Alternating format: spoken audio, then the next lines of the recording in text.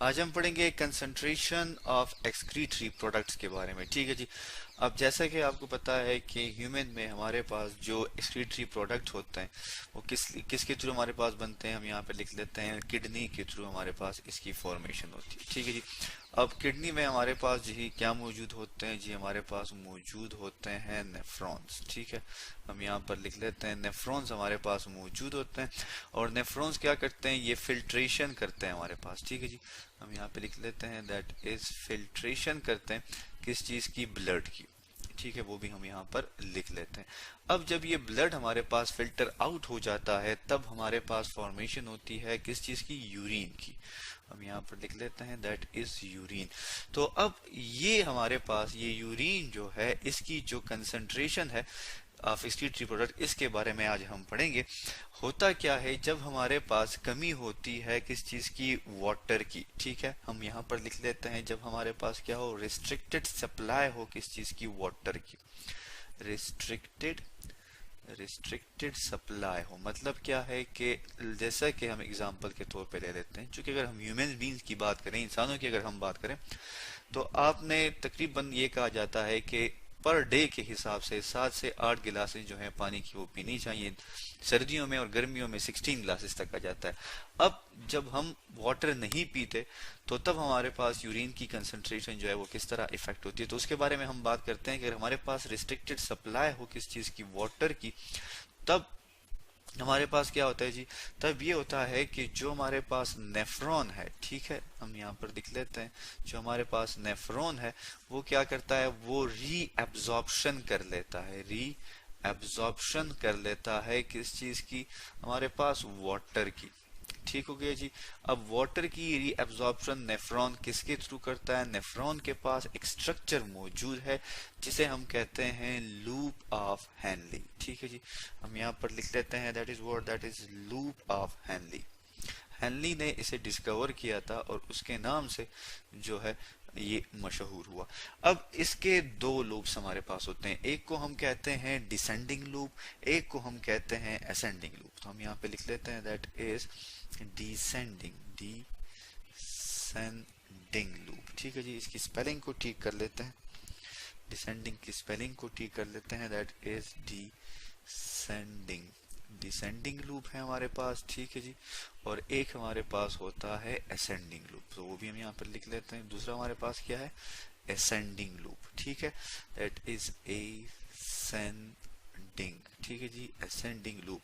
अब हमारे पास जो है डिसेंडिंग लूप में हमारे पास कौन सी चीज जो है वो कैपिलरीज में चली जाती है, वो हमारे पास है दैट इज वाटर। ठीक है जी, और इसमें हमारे पास कौन सी चीज आ जाती है, ठीक है जी, किस चीज की हमारे पास जो है री एब्जॉर्प्शन होती है, इसमें हमारे पास होती है सोडियम, या हम यहाँ पर लिख लेते हैं कि हमारे पास आइंस की क्या होती है, जिसे हम कहते हैं री एब्जॉर्प्शन हो जाती है किस चीज में, कैपिलरीज में। अब अगर हमारे पास इसमें इस मैकेनिज्म में कि लेट्स सपोज पानी जो है उसकी रिस्ट्रिक्टेड सप्लाई है, तो तब हम क्या करते हैं, हमारी बॉडी में एक हार्मोन है जिसका नाम है ADH, एंटी डायूरेटिक हार्मोन। ठीक है, इसकी सिक्रीशन हो जाती है और ये क्या करता है, ये इंक्रीज करता है, हमारे पास बढ़ा देता है किस चीज को, ये जी हमारे पास बढ़ा देता है वाटर की री एब्जॉर्प्शन को, वाटर की री एब्जॉर्प्शन को ये बढ़ा देता है, इंक्रीज कर देता है। अब अगर हमारे पास ADH मौजूद नहीं है तब हमारे पास यूरिन जो है वो किस तरह बनेगा, वो हमारे पास डायलूटेड बनता है, क्योंकि वाटर की री एब्जॉर्प्शन जो है वो नहीं हो रही होती। तो इसी तरह ये कहा जाता है कि हमारे पास जो मेमिलियन मतलब मेमिलियंस हैं, जिसमें अगर हम ह्यूमंस की भी बात करें तो राउंड अबाउट 99.5% जो है हमारे पास 99.5% जो हमारे पास ग्लोमेरुलस फिल्ट्रेट होता है जी। अब आपको पता है ग्लोमेरुलस फिल्ट्रेट हमारे पास क्या है कि जब ब्लड पास होता है किस चीज से, बूमेन कैप्सूल में, तो वहां पर हमारे पास मौजूद होते हैं कैपिलरीज का एक नेटवर्क जिसे हम कहते हैं ग्लोमेरुलर फिल्ट्रेट। ठीक है जी, ग्लोमेरुलस कहते हैं, उस ग्लोमेरुलस में से जब ब्लड पास होता है और वो फिल्टर आउट हो जाता है तो वो हमारे पास क्या बन जाता है, ग्लोमेरुलस फिल्ट्रेट बन जाता है। ठीक है जी। तो हम यहाँ पे लिख देते हैं दैट इज फिल्ट्रेट। तो ये फिल्ट्रेट जो है हमारे पास, ये तकरीबन हमारे पास क्या हो जाता है, रीएब्सॉर्ब हो सकता है। ठीक है जी। तो हमने यहाँ पर लिख लिया रीएब्सॉर्प्शन। अब यहाँ पर हमारे पास एक मैकेनिज्म जो है उसके थ्रू ये प्रोसेस होता है। उस मैकेनिज्म को हम क्या कहते हैं वो अब हम डिस्कस करते हैं। उस मैकेनिज्म को हम इस डायग्राम की मदद से डिस्कस करेंगे। जैसे कि आप देख सकते हैं हमारे पास एक डायग्राम आ गई और इसमें हम किस मैकेनिज्म को डिस्कस करेंगे, हम उसका नाम भी लिख लेते हैं that is counter current multiplier. ठीक है जी। हम यहाँ पर लिख लेते हैं कि हमारे पास किस चीज का मैकेनिज्म है, that is counter, COUNTER, counter current, CURRENT, current multiplier, MULTI, multiplier, PLIER, multiplier. अब हम इस डायग्राम के थ्रू इसको समझने की कोशिश करेंगे। अब जैसे कि आप देख सकते हैं कि यहाँ पर इस कैपिलरीज के थ्रू जो कि हमारे पास क्या है, ग्लोमेरुलस है, जब इसमें से हमारे पास जब फिल्ट्रेशन हो जाती है तो आप देख सकते हैं कि इसको हमने लेबल किया हुआ है किस चीज के साथ, इन वो हमारे पास डिजिट्स के साथ 300। ठीक है जी। मजीद जाके ये कम हो रहे हैं। ये 300 हमारे पास बेसिकली क्या है, ये हमारे पास जी ऑस्मोलैरिटी है किस चीज की, इंटरस्टिशियल फ्लूइड की। ठीक है, जैसा कि आप देख सकते हैं। और इसको हम ऑस्मोमोल पर लीटर के हिसाब से कंसीडर करते हैं। तो अगर हम देखें जब हमारे पास ग्लोमेरुलस फिल्ट्रेट जो है जब वो फिल्टर आउट हो जाता है तो उसकी ऑस्मोलैरिटी हमारे पास 300 होती है। ठीक है जी।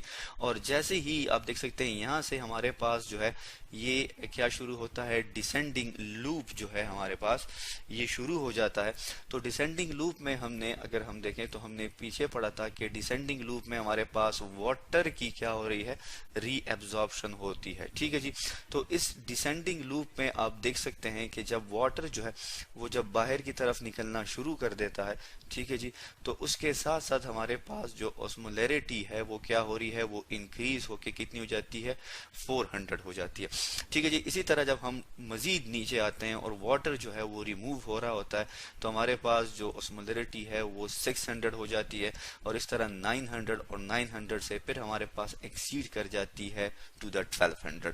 इसी तरह फिर हमने ये कहा कि ये जो हमारे पास असेंडिंग लूप है इसमें हमारे पास क्या होती है, रीएब्जॉर्प्शन होती है किस चीज की जी, हमारे पास इसमें रीएब्जॉर्प्शन होती है सोडियम आयंस की या डिफरेंट आयंस की हो जाती है। ठीक है जी। तो यह जैसे कि हमारे पास यहाँ पर NaCl मौजूद है। ठीक है जी।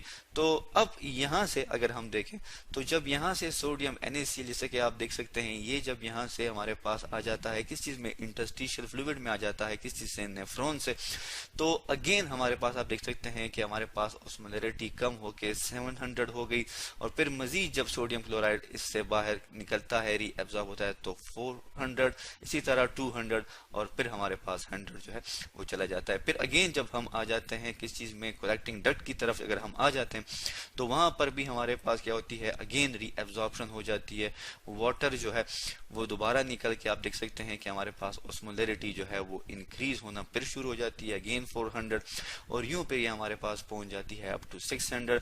और फिर जब हम इसके लास्ट पोर्शन में आ जाते हैं तो यहाँ पर हमारे पास जो यूरिया है वो क्या करता है, वो इस चीज से आ जाता है किस चीज में, इंटरस्टिशियल फ्लूइड में, और इंटरस्टिशियल फ्लूइड से वो दोबारा इंटर होता है किस चीज में, हमारे पास नेफ्रॉन के जो लूप ऑफ हेनली में हमारे पास जो फिल्ट्रेट सर्कुलेट करता है उसमें दोबारा इंटर हो जाता है और यूं अगेन हमारे पास एट द एंड जो osmolarity आ जाती है वो 1200 होती है। और इस कंप्लीट मैकेनिज्म को हम क्या कहते हैं, that is counter current multiple. कैसे कि मुख्तलिफ इस पार्ट्स में हमारे पास चीजें जो हैं वो नेफ्रॉन से बाहर निकल रही हैं और नेफ्रॉन में जो है हमारे पास लूप ऑफ हेनली में दोबारा रीएब्जॉर्ब हो रही हैं, किस लिए, ताकि जो हमारे पास osmolarity है उसको बरकरार रखा जा सके, प्लस जो कंसंट्रेशन है हमारे पास एक्सक्रीटरी प्रोडक्ट की उसको भी कंट्रोल किया जा सके। तो आज हमने पढ़ा किस चीज के बारे में, आज हमने पढ़ा जी that is concentration of excretory product के बारे में।